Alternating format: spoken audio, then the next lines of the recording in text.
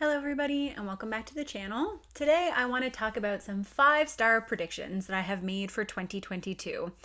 I did a video similar to this last year, and I don't know if it will be coming out before this video or after this video, so I don't want to tune you into how successful that was or not, but I had a really good time making the video, reading the books, and then finding out how well I was able to predict if something was going to be 5 stars for me. I am going to try to be a little bit more vigilant with it this year. I'm hoping that I'm going to be able to do one of these for the first half of the year, so between January and June, and then for the second half of the year. So I'm going to really try to make it a priority to get through the books on this list in the first half of the year so that we can check in before everybody forgets this video's existence and we can see how successful I was in predicting my 5-star reads. There was one book that I carried over from last year's 5-star predictions video that I just didn't get a chance to read last year, but I really still wanted to include it. So that one will be a carryover, but the other books on this list, of which there are 8, the other 7 will be completely new selections.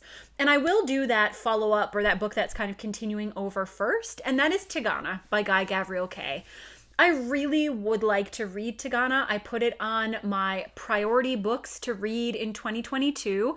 I've been wanting to read it for a really long time. As a Canadian fantasy lover, I always feel sad that I haven't read anything by Guy Gavriel Kay. And Tagana seems to be the book that most people like the most. When I did my masterclass fantasy in prose, so many people told me that Guy Gavriel Kay's prose was amongst the best in the fantasy genre. I would really like to get to experience that for myself and see if I agree. I love beautiful prose, and I'm just really looking forward to reading this book. I am hopeful that it will hit all the right notes for me and that it will, in fact, be a 5-star read. The second book on this list is another one that's gotten a lot of airtime on my channel recently, and that is because it's an upcoming 2022 new release, and that is Daughter of the Moon Goddess by Su Lin Tan. I'm really looking forward to this one. This is a retelling of Chinese mythology, Chinese folklore. So you have that kind of fairy tale aspect of the book. I believe that there's an element of forbidden romance, and there's a bit of a mystery, someone going into hiding because they are a target of the empire. So those are a lot of tropes, a lot of fantasy conventions that I really enjoy. So I have high hopes for this book. I think a lot of the early reviews have been very positive. Now, it's hard to know when you're only looking at ARC reviews how that is going to reflect how the book is received moving on once the publication date has passed, but it's always nice when there's some early buzz for things, and I'm hopeful that this will be one that I will really, really enjoy.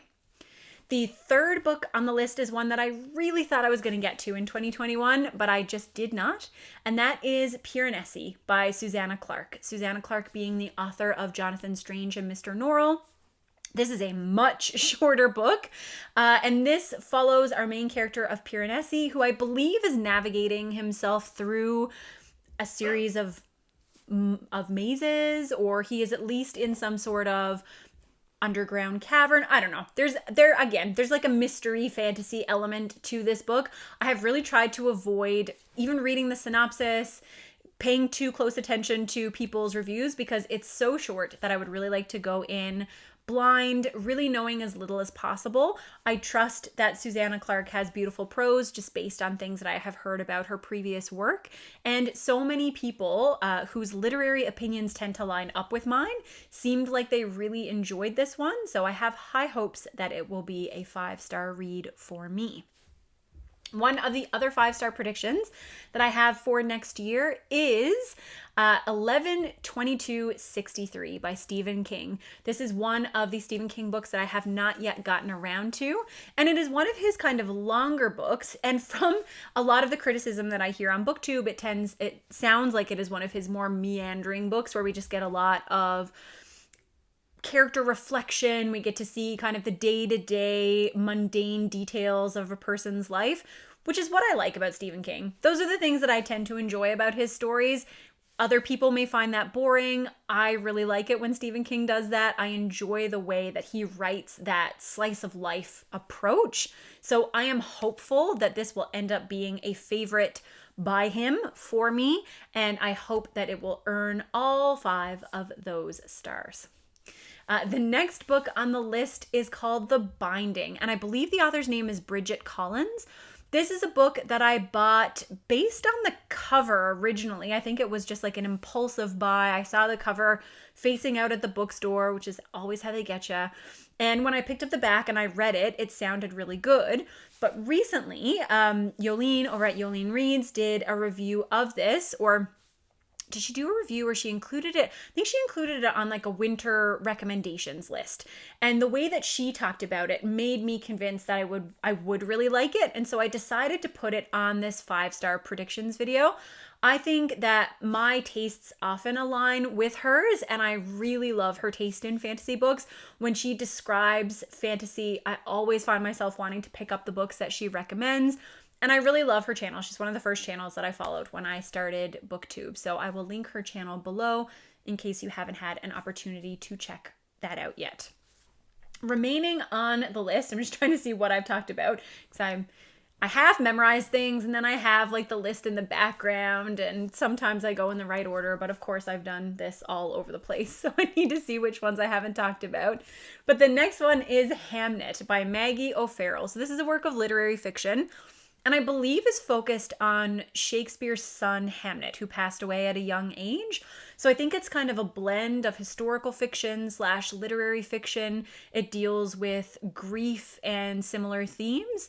I don't know how true to life. I think a lot of this is speculative on the part of the author, but it takes some real world events and kind of molds them into a fictional tale. But I've heard wonderful things about this. I know Angela talked about this on some of her favorite reads of 2021. I believe that's the video. I remember her talking about it with a lot of praise in one of her most recent videos. And it just seems like the kind of thing that I would really enjoy. I love beautiful writing. Sometimes I'm really in the mood for a sad story. And I have heard great things about this one. I am hopeful. Like I said, I'm hopeful about all these books. That's why they ended up on the list. But this is one of the non-fantasy entries that made its way on there. The other, I don't think this is fantasy. This is a book that I've put on this list based purely on what other people have said. So this past year in 2021, I read It by Stephen King for the first time, and I loved it.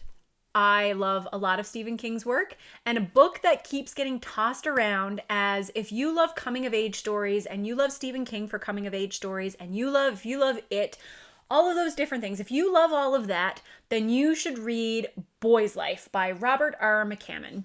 And I will. I didn't even look up what it was about, but I have put it on the TBR. I've put it on the 5-star predictions video. When Mike at Mike's Book Reviews did an interview with Brian Lee Durfee, one of his like talk about nothing type interviews, they talked about, no, it wasn't a talk about nothing. It was a Stephen King one specifically, because this was one of the tangents that I think they went off on. But they talked about this book. I think this is one of Brian Lee Durfee's favorite books. And I have just put trust in the people who tell me that if I enjoy one thing, I'll enjoy another. I'm going to put this on my 5-star predictions video. Don't know what it's about. I'm assuming there's a coming of age element to it, and I love that. So hopefully this is going to be the most interesting one for me to see, because I want to know, like, is this something that I am actually going to like, or is it going to crash and burn? Who knows? I'm excited. And the very last entry on the list is Bloodsong by Anthony Ryan.